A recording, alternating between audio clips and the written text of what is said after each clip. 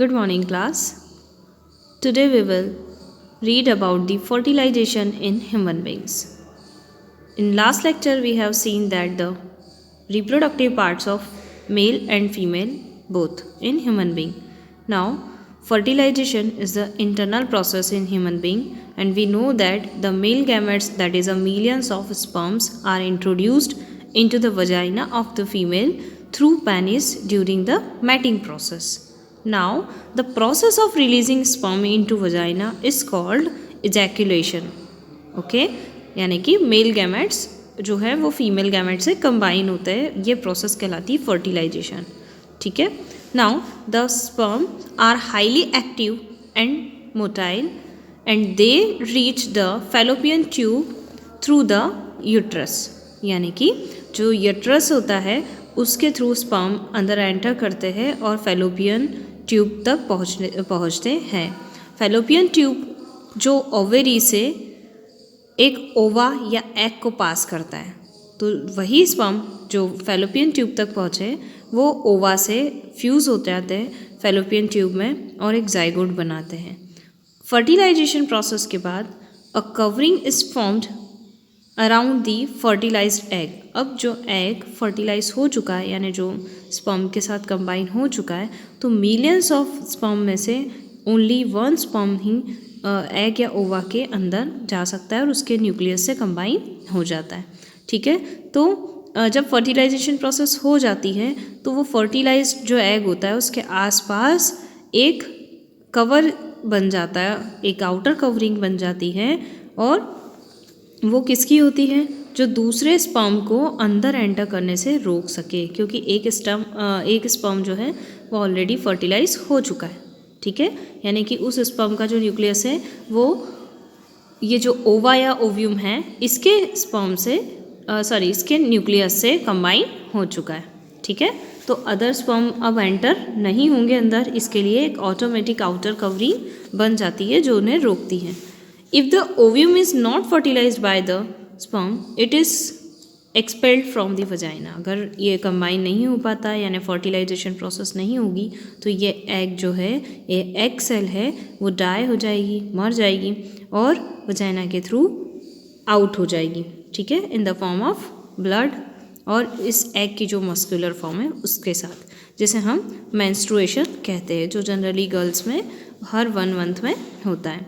Development of an embryo की बात करते हैं कि एम्ब्रियो कैसे बनता है.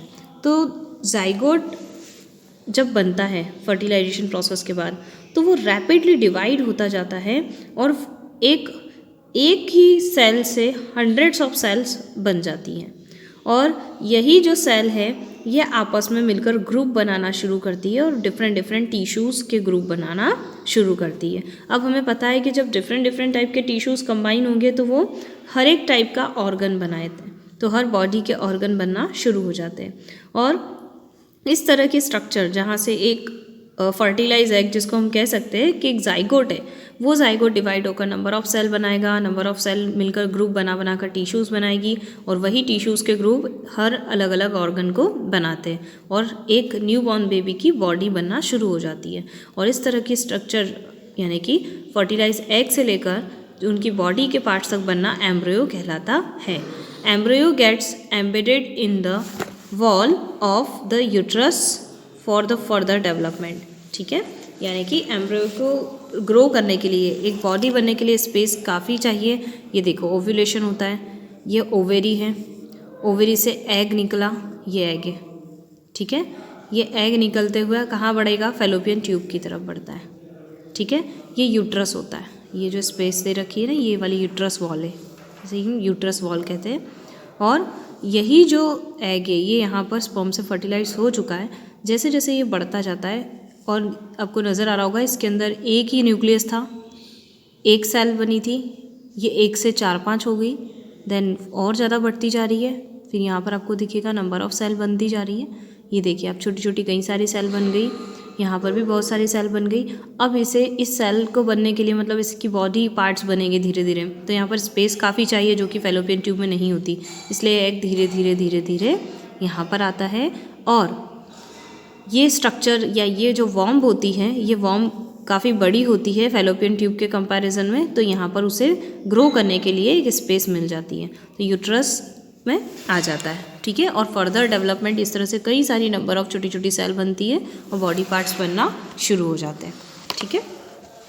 Now the embryo continues to help in the uterus and in amniotic cavity which is filled with fluid, यानी कि अब यूट्रस क्या है, एक ऐसी कैविटी है, एक ऐसी खाली स्पेस होती है, जगह होती है जहाँ पर फ्लूइड फिल होता है, ठीक है। ये एम्ब्रियो का डेवलपमेंट हो रहा है, एक सेल से इतनी सारी सेल्स, ये आपको छोटी छोटी सेल्स दिख रही है, डिवाइड होती जा रही है और कंबाइन होकर टिश्यू बनाती जा रही है, ठीक है। और अंदर ये यूट्रस वॉल है और यहाँ पर आसपास फ्लूइड होता है, ठीक है। In gradually development of body part such as hand, legs, head, eyes, ears etcetera and the stage of embryo in which all the body parts can be identified is called a foetus. अब embryo यानी कि जहाँ पर सिर्फ tissues बनना शुरू हुए और ग्रुप होने लगे टिश्यू के, ये एम्ब्रियो की स्टेज है। पर एम्ब्रियो के बाद धीरे धीरे वो टिश्यूज़ अपने ऑर्गन बनाना शुरू कर देते हैं, यानी हैंड्स, लेग्स, हेड, तो इस तरह से बनी हुई एक स्ट्रक्चर क्या कहलाती है, फोएटस। यानी कि पहली स्ट्रक्चर है जाइगोट, जाइगोट के बाद टिश्यूज़ बनना शुरू हो जाएंगे और ऑर्गन बनेंगे। तो पहले नंबर ऑफ सेल्स डिवाइड होगी और टिश्यू बनेंगे, वो कहलाएगा आपका एम्ब्रियो। और एम्ब्रियो के बाद धीरे धीरे और फर्दर स्टेजेस बनती जाएगी जिसमें उसके वो ऑर्गन्स बनेंगे, उसे हम कहेंगे फोएटस। फोएटस यूट्रस से अटैच्ड होता है एक स्पेशल स्ट्रक्चर जिसको हम कहते हैं प्लेसेंटा, ठीक है। जिसे बोल सकते हैं अम्बिलिकल कॉर्ड बोलते हैं, ठीक है। The placenta provide oxygen and nutrients to foetus, यानी मदर से बेबी को, ये जो बेबी की ग्रोथ हो रही है, तो इस बेबी का जो फोएटस है उसको न्यूट्रिशन कौन प्रोवाइड करता है, अंदर ही एक कनेक्शन होता है जिसे हम बोलते हैं प्लेसेंटा, ठीक है। और ये वेस्ट पार्ट्स है या न्यूट्रिएंट्स, ऑक्सीजन जो प्रोवाइड करवाना है और वहाँ से वेस्ट लेना है सेल से, ये दोनों ही काम कर लेता है। When the development of foetus is complete, जब कम्प्लीटली फोएटस बन जाता है, एक छोटी सी स्ट्रक्चर बन जाती है बेबी की जिसमें कम्प्लीटली सारे ऑर्गन बन जाते हैं, तो mother gives birth to a baby, तो मदर उस बेबी को बर्थ दे देती है। तो ये जो टाइम होता है development of complete foetus from the fertilization, यानी कि फर्टिलाइजेशन प्रोसेस से लेकर फोएटस यानी पूरी बेबी की स्ट्रक्चर बनने तक का जो टाइम होता है वो टोटल 9 मंथ होते हैं, यानी कि 40 वीक्स के अंदर किसी भी ह्यूमन बीइंग का बेबी पूरी तरह से जाइगोट की स्ट्रक्चर से लेकर कम्प्लीटली डेवलप फोएटस तक बन जाता है, ठीक है। और उसके बाद यहाँ तक कन्वर्ट होना और उसके बाद बर्थ होना बेबी का, ठीक है, और उसे हम कहेंगे गैस्टेशन पीरियड, ठीक। And the act of the giving birth to a baby is called a parturition, ठीक है। पार्चुरेशन भी कहते हैं, पार्चुरेशन है ये। नाउ टेस्ट ट्यूब बेबीज़, अब देखो जनरली ऐसा होता है कि मदर या फादर दोनों में कोई प्रॉब्लम क्रिएट होने के कारण, अब हम देखेंगे यहाँ पर किस तरह की प्रॉब्लम क्रिएट है, तो जनरली वो ऐसी प्रॉब्लम हो जाती है कि जैसे वो अपने बेबी को बर्थ नहीं दे सकते। तो उस केस में वो क्या करते हैं, उस केस में वो टेस्ट ट्यूब वाली प्रोसेस को एडप्ट करते हैं। जैसे आप कुछ वीमेन के अंदर देखेंगे कि जो फैलोपियन ट्यूब होती है, ठीक है, वो ब्लॉक हो जाती है, ब्लॉक हो जाती है किसी न किसी रीज़न से, तो वो जो एग है या ओव्यूम है जो ओवेरी से रिलीज़ हो रहा है वो कभी बाहर यूट्रस तक पहुंच ही नहीं पाएगा, और ना ही जो स्पर्म है वो कभी फैलोपियन ट्यूब से एग के साथ फर्टिलाइज हो पाएगा, ठीक है। ओवरऑल वो पाथ ही चौक है, ठीक। तो इस केस में क्या होता है, डॉक्टर फ्रेशली कलेक्ट जो रिलीज़ हुए एग और स्पर्म होते हैं उनको कंबाइन करते हैं एक ग्लास ट्यूब में जिसे हम टेस्ट ट्यूब कहते हैं, और कुछ आवर्स तक उसे फर्टिलाइज होने देते हैं। मतलब ये प्रोसेस एक्सटर्नली हो रही है, लेबोरेटरी में हो रही है, जिसमें मदर और फादर दोनों से, मतलब मेल और फीमेल जो दोनों हैं उनसे एग और स्पर्म ले लिए जाते हैं और उन्हें टेस्ट ट्यूब के अंदर फर्टिलाइज होने दिया जाता है, ठीक है, जिसे हम इन विट्रो फर्टिलाइजेशन कहते हैं। जिसे हम ये भी कहेंगे कि एक ऐसा फर्टिलाइजेशन जो कि किसी भी बॉडी के आउटसाइड हो रहा है। After fertilisation the zygote is allowed to develop for the about a week, और इस फर्टिलाइजेशन के बाद जो जाइगोट होता है वो लगभग 1 वीक तक डेवलप होता है। Then it is placed in the mother's uterus, और ये मदर की यूट्रस के अंदर एंटर करवा दिया जाता है। ठीक है, और फिर जब मदर की वॉम्ब तक पहुंच चुका है देन वो कम्प्लीटली वहीं पर डेवलप होता है यूट्रस के अंदर ही, और बेबी बॉर्न होता है जैसे दूसरे बेबीज़ की तरह ही। लेकिन बस यहाँ पर फर्टिलाइजेशन प्रोसेस जो है, जो मदर की ओवेरी के अंदर होती थी, वो अब यहाँ ना होते हुए एक टेस्ट ट्यूब के अंदर होती है। ठीक है, जाइगोट बनने के बाद उसे वापस मदर में एंटर करवा दिया जाता है, और फर्दर बेबी जो फॉयटस बनने वाली प्रोसेस है वो अगेन मदर के वॉर्म के अंदर ही होती है। Babies born through this technique are called test tube babies, इसे हम टेस्ट ट्यूब बेबी कहते हैं। Now development of embryo in hen. Now अब यहाँ पर हैन के अंदर देखेंगे, यानी कि मुर्गियों के अंदर कैसे एम्ब्रियो बनता है। तो इंटरलव फर्टिलाइजेशन होता है इनके अंदर भी, हैंस के अंदर, बट वो अपने बेबी को डायरेक्टली बर्थ ना देते हुए वो क्या करती है, एग लेइंग प्रोसेस करती हैं। यानी कि फर्टिलाइजेशन अंदर हो चुका है, इसका मतलब उनका जो जाइगोट है वो जाइगोट हैंस की बॉडी के अंदर होता है। ठीक है, और वही जाइगोट रिपीटेडली डिवाइड होता है और ट्रैवल करता हुआ ओविडक्ट तक पहुंच जाता है। As it travels many protective layers are formed around it, और जब तक ये ओविडक्ट तक पहुंच जाता है तब तक इसकी बॉडी के आसपास, इस जाइगोट की बॉडी के आसपास कहीं कवर बनना शुरू हो जाते हैं, एक हार्ड शेल बनना शुरू हो जाती है, और जो कि हम एग के हैंड पर देखते हैं, जो वाइट कलर की एक प्रोटेक्टिंग लेयर होती है।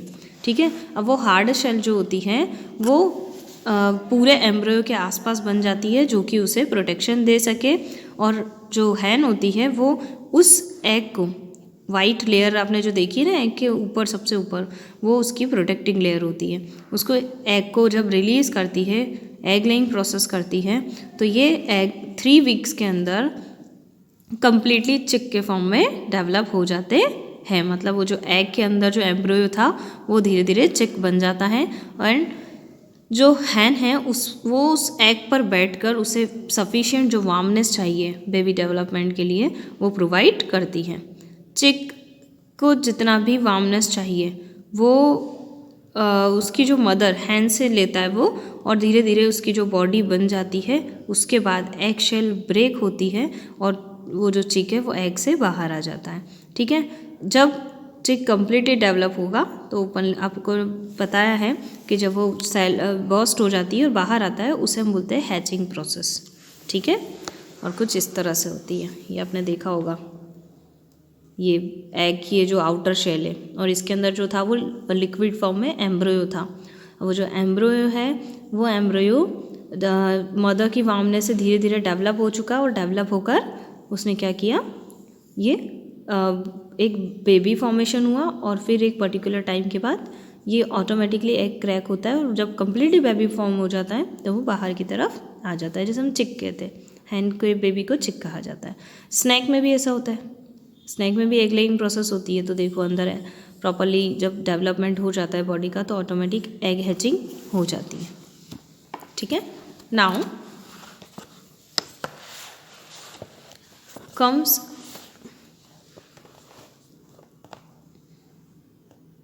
similarly the young ones of insect and reptile and other birds hatch from the eggs, जो आपको भी मैंने बताया स्नैक वाला। यंग वंस टू एडल्ट्स, अब देखिए हमने देखा है कि जो न्यू इंडिविजुअल होते हैं, जो जस्ट बॉर्न होते हैं या फिर एग से जिनकी हैचिंग हुई होती है, वो कंटिन्यू ग्रो करते हुए धीरे धीरे एडल्ट बन जाते हैं, यानी कि बड़े हो जाते हैं, और अगेन एडल्ट होना मतलब अपने यंग वन को बर्थ देने के लायक हो जाते हैं। मोस्टली जो यंग वंस होते हैं वो सिमिलर शेप और स्ट्रक्चर के होते हैं जैसे उनके पेरेंट्स होते हैं, लेकिन कुछ केसेस में ऐसा भी होता है कि young one looks are different from adult, जो अपने एडल्ट से डिफरेंट दिखते हैं। तो animal like a frog, mosquito, butterflies have a different stages of development between the hatching of eggs and the formation of adult individual. यानी कि अगर human being का बेबी हुआ है तो जब बेबी हुआ है वो यंग वन ही आपको बिल्कुल उसके पेरेंट्स की तरह ही नज़र आएगा। उसका वही बॉडी शेप होगा, उसके वही 2 कान होंगे, 1 नाक होगी, 2 आँख होगी, है ना, और पूरा फीचर्स जो होते हैं बॉडी के 2 हाथ 2 पैर, ठीक है, ये सब कुछ सेम होगा अपने पेरेंट की तरह। बट कुछ ऐसे एनिमल्स होते हैं जिनका बर्थ के टाइम पे या एग हैचिंग के टाइम पे वो बिल्कुल अलग होते हैं और जब तक वो एडल्ट्स बनते हैं तब तक उनकी लाइफ में कई चेंजेस आते हैं जो अलग अलग स्टेज पर उनकी बॉडी का शेप, साइज़, ठीक है, ये सब अलग होता है। तो हम उन्हीं के बारे में पढ़ेंगे जिसको हम कहेंगे मेटामॉर्फोसिस प्रोसेस। मेटामॉर्फोसिस के बारे में आपने सुना होगा। ये एग के ये बोल सकते हैं फ्रॉग के एग के, वो जब फ्रॉग एग लेइंग प्रोसेस करती है और उसका एग जब से बर्स्ट होता है और तब से उसके बर्थ से लेके फ्रॉग के एडल्ट होने तक की प्रोसेस कहलाती है मेटामॉर्फोसिस। अब ये एक पूरी प्रोसेस का नाम है, ठीक है, यानी इस पर 1 बाय 1 स्टेज वाइज डेवलपमेंट हम देखेंगे। तो हमें पता है कि जो फीमेल फ्रॉग है वो बहुत सारे एग देती हैं वाटर में, ठीक है, और कुछ टाइम के बाद वो एग हैच मतलब बाहर निकलना, बर्स्ट होना, और कई सारे स्मॉल फिश लाइक लावा बाहर आते हैं।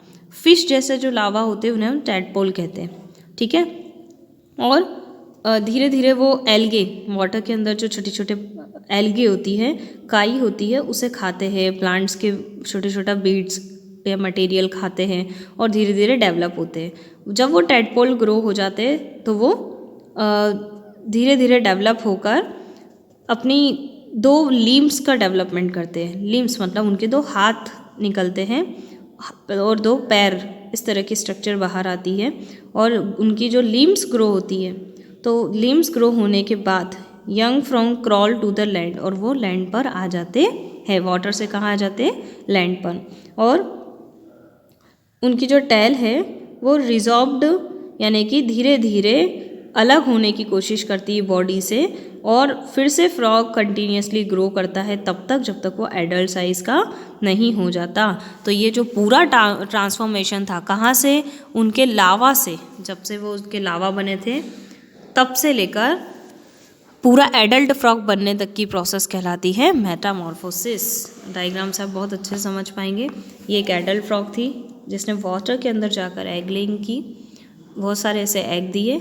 जब एग बर्स्ट हुए तो इसमें से इस तरह के छोटे छोटे लावा निकले जिसे हम टैडपोल कहते हैं, ठीक है, इस तरह का टैडपोल था। धीरे धीरे वो टैडपोल की इस तरह से पूंछ बनी और धीरे धीरे वो ग्रो करने लगे और फिर वो टैडपोल की लीम्स आने लगी। लीम्स मतलब हाथ और पैर, ठीक है, और धीरे धीरे ये जो पूंछ है वो बॉडी से अलग हो जाती है, इस तरह से हटती जाती है और यंग टैडपोल जो धीरे धीरे ग्रो करके कहाँ आ गया, लैंड पर, और लैंड पर आने के बाद वो एडल्ट फ्रॉग में कन्वर्ट हो गया, ठीक है। Now in case of mosquito when a egg hatched a worm like lava comes out and in about 2 weeks it change into a adult mosquito। Mosquito की बात करते हैं तो एग हैचिंग प्रोसेस होते हैं, ठीक है, और वही लावा बाहर आते हैं और धीरे धीरे वो भी मॉस्किटो की तरह कन्वर्ट हो जाते हैं।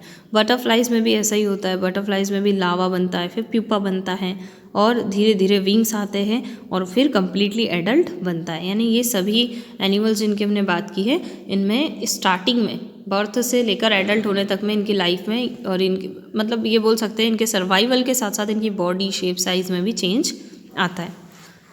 Now sexual reproduction. Sexual reproduction जो कि हमने स्टार्टिंग में ही पढ़ा था कि एक ऐसा रिप्रोडक्शन का टाइप है जिसमें सिंगल पेरेंट ही रिक्वायरमेंट होता है जिस अपने बेबी को बर्थ देने के लिए, ठीक है। तो यहाँ पर सिंगल पेरेंट यानी कि सिर्फ एक ही लिविंग ऑर्गेनिज्म अपने बेबी को बर्थ देता है। जैसे हमने सेक्सुअल में पढ़ा है कि मेल और फीमेल दोनों की रिक्वायर्ड होती है, दोनों के गैमेट्स कंबाइन होते हैं। यहाँ पर गैमेट्स की ज़रूरत नहीं है, सिंपल एक ही लिविंग थिंग अपने बेबी को बर्थ दे सकती है। नाउ कई सारी मेथड होती है इसमें, जैसे कि binary fission, budding, fragmentation and regeneration. Binary fission की बात करते हैं तो ये एक सिंपलेस्ट मेथड होती है एसेक्सुअल रिप्रोडक्शन की, जो यूनिसेल्युलर ऑर्गेनिज्म में होती है। यूनिसेल्युलर मतलब जिनकी बॉडी एक ही सेल से मिलकर बनी होती है, जिसका एक सेल बोल दो या पूरी बॉडी बोल दो, ठीक है, दोनों एक ही होता है। तो जैसे अमीबा, पैरामीशियम, यूग्लिना, ठीक है। बाइनरी फिजन में क्या होता है कि जो पेरेंट्स होता है, पेरेंट मतलब अमीबा, पैरामीशियम या यूग्लिना जिसकी भी बात करें, वो खुद ही अपनी बॉडी 2 पार्ट में डिवाइड कर लेता है। इस तरीके से वो खुद ख़त्म होकर 2 नए ऑर्गेनिज्म बनाता है। अब बाइनरी की ग्रोथ कैसे होती है मैं आपको समझाती हूँ। देखो, सबसे पहले जो अमीबा होता है उसके आसपास की जो कवरिंग होती है ये एक जेली जैसा स्ट्रक्चर बनाता है और जिससे हम कहते हैं कि ये इरेगुलर शेप है। और ये जो इसके जो बाहर जो स्ट्रक्चर दिखाई दे रही है जिसके कारण ये इसका शेप इरेगुलर है और जिसके कारण ये मूव भी कर सकता है, इसे हम कहते हैं स्यूडोपोडिया, ठीक है। अब ये स्यूडोपोडिया जो है इसके अंदर एक जेली लाइक स्ट्रक्चर है क्योंकि एक सेल है और सेल में हमने पढ़ा है कि सेंटर में एक न्यूक्लियस होता है, तो इसका भी एक न्यूक्लियस है। और न्यूक्लियस और सेल आसपास आउटर मेम्ब्रेन जिसे हम स्यूडोपोडिया कहते हैं उसके आसपास जो जेली स्ट्रक्चर है उसे हम साइटोप्लाज्म कहते हैं, ठीक है। अब ये एक सिंगल पेरेंट है। अब ये अपने बेबी को बर्थ कैसे देगा? ये अपने ही न्यूक्लियस में स्ट्रेचिंग आती है और इस न्यूक्लियस का स्ट्रेचिंग होता हुआ न्यूक्लियस 2 पार्ट में डिवाइड हो जाता है। सबसे पहले न्यूक्लियस डिवाइड होता है, देन साइटोप्लाज्म डिवाइड होता है, ठीक है। यहाँ पर कॉन्ट्रैक्शन आता है यानी कि एक तनाव या खिंचाव आता है, ठीक। और इस तरह से पहले न्यूक्लियस डिवाइड हो जाता है, देन आखिरी में जो साइटोप्लाज्म होता है वो 2 पार्ट में डिवाइड हो जाता है, ठीक है। इस तरह से एक सिंगल पेरेंट अमीबा अपनी 2 डॉटर अमीबा को जन्म देता है। तो ये फर्स्ट जो पेरेंट था ये तो पूरी तरह से ख़त्म ही हो गया। अब ये जो इसी से जो नए अमीबा बने वो अमीबा बेबी अमीबा कहलाते हैं। अब ये इंडिविजुअली ग्रोथ होकर इतना बड़ा हो जाएगा, ये भी ग्रोथ होकर इतना बड़ा होगा और इस तरह 1 से 2, 2 से 4, 4 से 5, ठीक है, 5, 6, 7, 8 बनते जाते और हर एक इंडिविजुअल अमीबा से 2 अमीबा मिलता है बाइनरी फिजन में और मल्टीपल फिजन में तो कई सारे अमीबा मिलते हैं, ठीक है। तो इस तरीके से यहाँ पर सिंगल पेरेंट की हेल्प से ही 2 यंग वन का बर्थ हो जाता है। Now budding process. बडिंग का मतलब होता है बर्ड जैसी स्ट्रक्चर का ग्रो होना, ठीक है। तो बडिंग प्रोसेस किस में होती है? जनरली हाइड्रा में होती है। एक स्मॉल आउट ग्रोथ होता है, जैसे अपने प्लांट्स में भी फ्लावर्स और लीव्स आते समय एक छोटी सी इस तरह से बर्ड निकलते हुए आप देखते हो, वैसा ही एक बडिंग मतलब एक स्मॉल आउट ग्रोथ होता है जिसे हम बर्ड कहते हैं, बड, ठीक है। जो कहाँ बनता है? उस पेरेंट की जो अपने यंग वन को बर्थ दे रहा है उसी की बॉडी पर एक छोटा सा बर्ड बनना शुरू हो जाता है और वही बर्ड धीरे धीरे बड़ा होता है और ग्रो करता है और अपनी मदर से डिटैच होता है। पहले अटैच होता है जब तक वो न्यूट्रिएंट्स लेता रहता है और जब वो ग्रोथ हो जाती है तो वो डिटैच हो जाता है, ठीक है, और नए ऑर्गेनिज्म को बर्थ देता है, ठीक है। Budding occurs in organism like a hydra, sea anemone, sponge, corals. और हाइड्रा के अंदर अब हम देखेंगे कि सबसे पहले एक स्मॉल आउटग्रोथ बर्ड आती है और धीरे धीरे वो जो बर्ड होती है वो ग्रोथ करती है, ठीक है। ये देखो, ये हाइड्रा है और ये ग्रो करेगी और ग्रो करने के बाद धीरे से इसका एक छोटा सा माउथ निकलता है, ठीक है। अब ये माउथ या टेंटिकल्स, ठीक है, माउथ के बाद धीरे धीरे उसके ऊपर छोटे छोटे ये जो लहर वाली स्ट्रक्चर है टेंटिकल्स कहलाते हैं। तो पहले तो माउथ निकला, फिर उसके ऊपर क्या हुआ? टेंटिकल्स आने लगे धीरे धीरे और अभी ये क्या है? बेबी है और ये उसकी मदर है। ये मदर से अपना न्यूट्रिशन लेता रहता है और न्यूट्रिशन लेकर धीरे धीरे जब ये बड़ा होता है तो ऑटोमेटिकली मदर की बॉडी से ये डिटैच हो जाता है। अब ये जो ऑर्गेनिज्म है ये इतना डेवलप हो चुका है कि ये एटमॉस्फेयर से अपना फूड लेकर प्रॉपरली डेवलप हो। फिर ये वाला इसी तरह अपनी मदर की तरह ही ग्रोथ करता है। जब ये एडल्ट हो जाता है तो इसी की बॉडी में फिर से इस तरह से बर्ड आती है और ये अपने यंग वन को बर्थ देता है, ठीक है। अब कोरल और स्पॉन्ज की बात करते हैं, है ना, जो कि एक्वेटिक ऑर्गेनिज्म है। Birds do not separate but remain attached to the parents organism while attaching to the parents body they attain full size and reproduce again and form a colony। मतलब स्पॉन्ज और corals की बात करते हैं, जैसे इसमें तो ये अलग हो गया, अब ये इंडिविजुअली ग्रो कर रहा है अपने हिसाब से और मदर फ्री। इसके बाद मदर अपने न्यू यंग वन को बर्थ दे सकती है। लेकिन स्पॉन्ज और कोरल की बात क्या है जिसमें ये अलग नहीं होता, ये खुद भी इतना बड़ा हो जाएगा और जब ये बड़ा हो जाएगा तो ये अपनी मदर से अटैच है और इसके भी खुद के बर्थ देने के लिए अपने न्यू यंग वन होंगे तो वो भी इससे अटैच होंगे। फिर न्यू यंग वन भी बड़ा हो जाएगा तो उसी से अटैच अपने उसके खुद के यंग वन होंगे। तो इस तरीके से वो आपस में से कभी डिटैच नहीं होते, कभी अलग नहीं होते और पूरा के पूरा झुंड बना लेते हैं, ठीक है, तो इस तरह से पूरी कॉलोनी बनाई जाती है। यहीं पर आपका चैप्टर ख़त्म होता है। तो यहाँ तक पूरा कंप्लीट हो गया, जिसमें हमने एसेक्सुअल और सेक्सुअल दोनों ही टाइप के रिप्रोडक्शन को अच्छे से देखा। ठीक है, थैंक यू।